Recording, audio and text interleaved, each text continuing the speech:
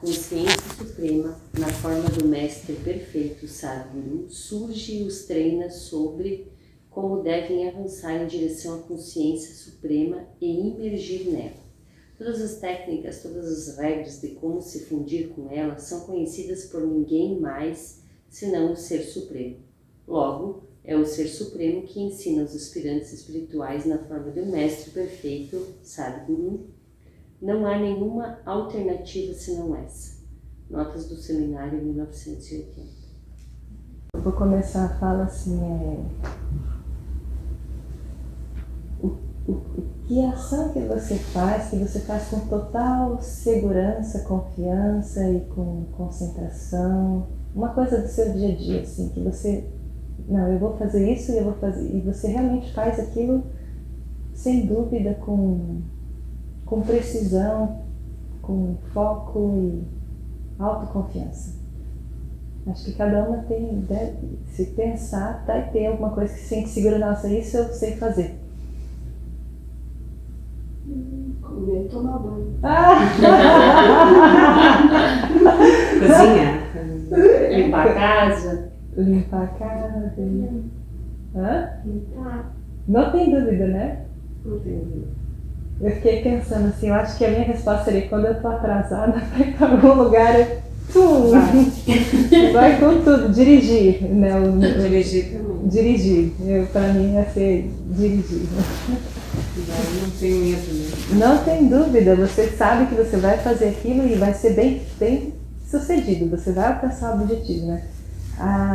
Por que eu pergunto isso? Porque vamos pegar o exemplo, quando a gente vai sair para dirigir e nós estamos atrasados, por exemplo, né, fazer alguma coisa, então você sai de casa com muita certeza onde você tem que ir e com muita concentração do que você precisa fazer, a velocidade que você tem que ir, os carros que você tem que ultrapassar para chegar lá. Não tem dúvida. Hã? É uma determinação. É uma determinação, tipo, toda a sua existência está ali, porque não pode falhar. Quando isso acontece, quando a gente vai para o trabalho, às vezes, né? Ou vai para uma reunião, ou encontrar alguém, e para vir no Dharma Chakra assim. Tô brincando, né? Mas olha só, dentro desse processo de você sair de um lugar e chegar no outro, a pessoa tem que estar muito desperta, ela não pode estar sonolenta, senão ela não vai dar conta de dirigir. Ela também não pode ter preguiça, né? Ela tem que... Se ela tá com preguiça, já se atrasou. O primeiro carro que parar ali na frente dela, ela vai devagarinho e não vai fazer a ultrapassagem. Para ela fazer uma ultrapassagem, ela não pode ter medo, né? Tem que ter confiança, né? No momento certo, eu vou fazer isso e vai e faz. Ela não pode ser uma pessoa letárgica, preguiçosa. Uma pessoa preguiçosa, ela nem vai querer sair de casa, né? Ela não vai querer nem sair de casa, não vai vir pro Dhamma Chakra. Quanta gente tem no Dhamma Chakra? Só quem precisa, né? Aí, por último, ela também não pode deixar para depois, porque se ela deixar para depois, não vai ter aquela oportunidade. Acabou o Shastra. Então, não, já é suficiente, acabou. A gente viu na prática, né, o que acontece.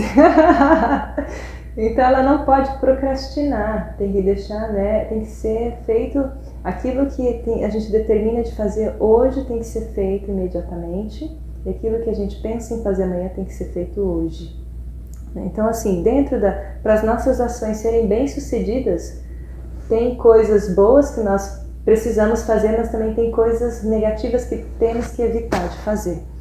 E nesse sentido, se a gente conseguir evitar essas 6 coisas que eu falei nesse exemplo, nós vamos ser bem-sucedidos com certeza, sem sombra de dúvida. Então as 6 coisas que nós temos que evitar é sono excessivo, dormir demais, né? O Baba, ele mesmo dá o exemplo de que ele dormia no máximo 4 horas por noite. E aí ele fala assim, que antigamente as pessoas diziam que dormir bastante é saudável. Mas, Dizem hã? Dizem ainda. Ainda dizem, né? Mas dormir bastante não é saudável. Ele fala que você tem que conseguir o controle do sono, porque quanto mais você dorme, mais sono você sente. E a pessoa que dorme muito, ela vai sentir sono no trabalho. E o que acontece? Quando ela dorme, ela perde a noção do tempo, da realidade. E aí quando ela volta do sono, ela não sabe se está de dia, se está de noite, que horas são, então ela fica no vácuo. E aí demora, então isso enfraquece as conexões, a velocidade das conexões neurais dela. Então ela fica uma pessoa que acaba de cair na segunda coisa que a gente tem que evitar, uma pessoa letárgica, lenta, preguiçosa. Então ela perde um pouco do feeling das coisas, sabe? Uma pessoa que dorme muito. Então essa é uma coisa pra gente tem que vigiar constantemente. Né? Dormir tem que ter horário, mesmo horário para dormir, mesmo horário para acordar sempre, né? Contar. Aí a segunda coisa que é importante é essa preguiça, estupor psíquico. A gente falou disso hoje no carro, lembra, Sangamitra? Quando a pessoa está com depressão, ela entra nesse estado de estupor psíquico. Esse estupor psíquico é quando a pessoa, na verdade, ela não sente inspiração para fazer nenhum tipo de trabalho. Eu acho que tem vários contextos que levam a nisso, mas se ela não se esforça para sair, ela tem que até buscar uma terapia psíquica para conseguir sair disso. E às vezes isso acontece muito com estudantes, por exemplo, né? Como que é um estupor psíquico? A pessoa que... Um exemplo, quando a gente acaba de acordar e ainda você está na sonolência, aquela sonolência é um exemplo de estupor psíquico, de letargia ainda, estaticidade na mente, agindo na mente ainda. Então a gente tem que olhar isso. Por exemplo, outro exemplo, o estudante, né? Às vezes ele tem uma mente muito estática e ele é preguiçoso. E aí ele só vai estudar na hora da prova. E aí ele, quando chega perto ali, ele estuda, mas no momento que ele está estudando, a mente dele ainda nem está tão concentrada assim. A mente está lendo, todo mundo estudioso, né? Mas a mente está pensando nas outras coisas. Isso, aquilo, tudo aquilo, né? Que é confortável, enfim. E aí na hora que a pessoa faz a prova, depois de 3 dias, ela já esqueceu tudo. Ela já volta àquele estado de preguiça mental. É preguiça mental que o Baba fala. Né? Então aí o Baba fala, é bom buscar ajuda terapêutica, porque às vezes a pessoa não consegue sair disso sozinha, né? Ajuda psíquica. Aí depois ele fala assim, o medo, né? Se você tem medo, você fica paralisado. E aí ele fala, a única coisa de você superar o medo é você realmente se agarrar à consciência suprema. No momento que você se agarra à consciência suprema, e você tem essa visão, né, de que ela é criadora de tudo e tudo, você está sob a proteção dela, não tem por que ter medo. Uma pessoa, quando ela tem medo, ela adquire, tem 5 coisas que eu não vou lembrar agora, mas ela adquire muita concentração mental e acontece um distúrbio psíquico que ela acaba projetando aquilo que ela imagina. Se ela vê no escuro uma silhueta de alguma coisa, ela vai ver um fantasma ali. Que a mente dela consegue criar aquele fantasma ali, mesmo se tiver de dia. E aí o Baba fala assim, uma pessoa que ela tem coragem, ela pode ir no cemitério à noite que ela não vai ver fantasma nenhum. E o medo, quanto mais você tem medo, mais ele cresce. Aí ele fala, a gente tem que encarar o medo,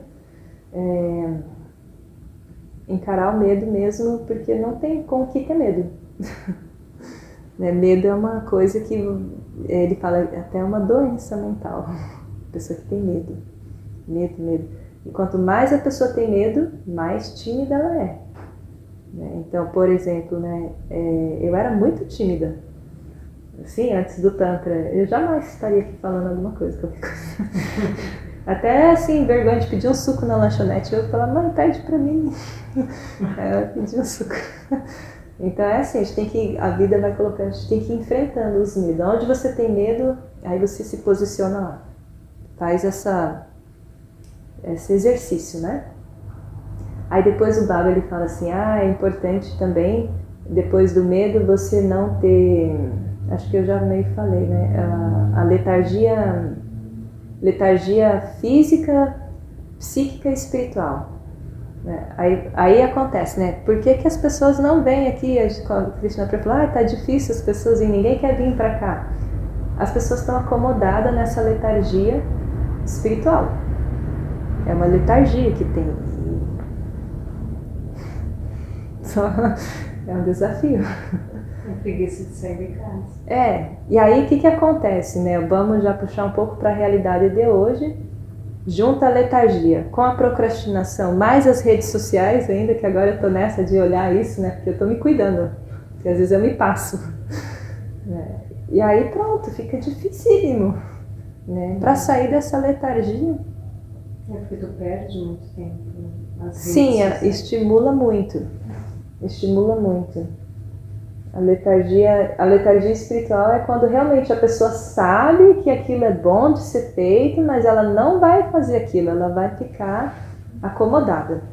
Aí no campo psíquico, da racionalidade, ela também não vai se esforçar para aprender nada novo, ela vai ficar no mesmo padrão, porque aquilo é confortável, é o que ela conhece, é o que ela se identifica e se fecha. Essa é uma letargia psíquica. E a letargia física a gente sabe, né? Visivelmente a pessoa não quer se mexer, não quer fazer nenhum tipo de trabalho, né? Não quer fazer nada. E a procrastinação é a sexta. É a sexta que o Baba fala assim, olha, a procrastinação é boa e ruim. É boa no sentido, quando você for fazer alguma coisa ruim, você não faça, deixa para amanhã. Vai procrastinando, tipo, amanhã eu vou comer um sorvete. Amanhã, e vai procrastinando.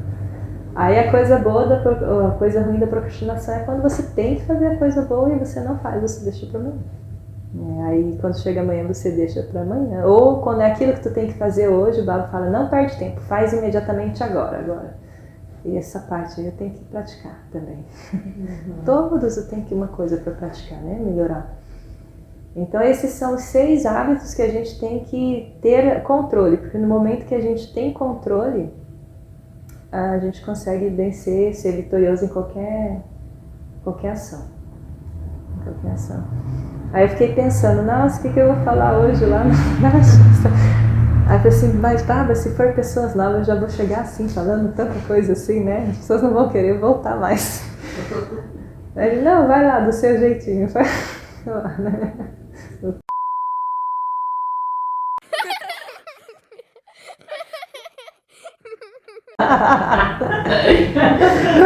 Bonitinha. Eu não sei como falar. E o pior é que as pessoas só querem ver as coisas bonitinhas mesmo, né? É difícil da pessoa ouvir e se esforçar, né? E tu tem que sair da zona de conforto para te passar, para te avançar. Mas então, e as pessoas não querem sair da zona de conforto. Elas querem chegar até o... não, mas eu trabalhei o dia inteiro, eu vou para casa. Né? Tô cansada. Por que eu vou lá? Também trabalhei o dia inteiro, né? Todo mundo trabalha o dia inteiro. É que fica, é meio aquela coisa da Matrix, né? A pessoa tá dentro daquela Matrix e ela vai ficar ali. Vai ficar ali. E quando eu questionei o Dr. Ita, que é o mentor lá da Fátima, eu questionei ele sobre isso. Eu pedi assim, por que as pessoas não vêm? Sumia todo mundo. E ele me disse exatamente o que tu falou. A Matrix. Que as pessoas estão com muita dificuldade de sair do lugar. Elas querem vir, mas não conseguem. Não conseguem se mexer. E eu acho que foi o fato mesmo da pandemia, da pessoa se fechar em casa. E aí agora né, já se acomodou naquela situação e tal, e daí fica difícil de se movimentar. Sim.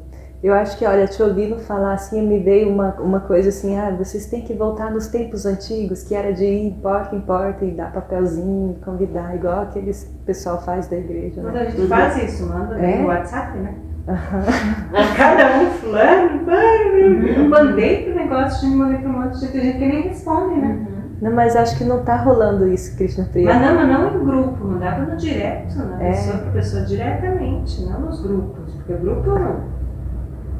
A minha ideia é pegar, sei lá, ir aqui nesse prédio, por exemplo, e talvez imprimir um negocinho e ir lá deixar. Apertar o campainha. Sim, deixa ali, assim. É um serviço de porta em porta. Eu nunca fiz isso, mas parece que é o que as pessoas querem que pega no colo, né? Vem, é aqui do lado. Só que por outro lado, eu vejo assim que outras atividades não são edificantes. As pessoas estão bem afim de fazer. Aí para ir para bar, para ir para show, para ir para não sei aonde. Que é a válvula de escape, né? Para festa, para lugares onde tu entra no estupor. Que reforça mais ainda. Que reforça ainda mais. Porque tu vai lá, tu enche a cara, tu liga uma música altíssima, não escuta nada que tu tá dançando, né? E aí tá tudo bem.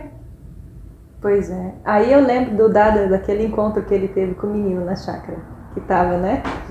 Queria abraçar o Dada de qualquer jeito. E o Dada falou, não. Depois, no outro dia, ele falou, por que eu vou abraçar ele? Ele vai continuar fazendo as mesmas coisas. O que é meu de bom vai pra ele, ele não vai mudar. E o que é de ruim dele vai pra mim. Eu vou ter que fazer o dobro do esforço para trabalho para fazer aquilo.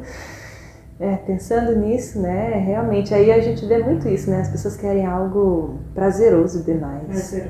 Prazeroso. Não só preocupadas em satisfazer os sentidos.